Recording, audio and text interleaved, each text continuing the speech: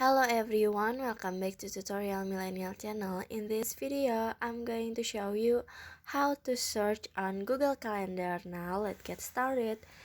First, you just open a Google Calendar apps.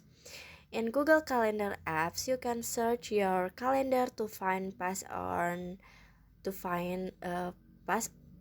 future events. So you just click on search icon at the top. Click on it,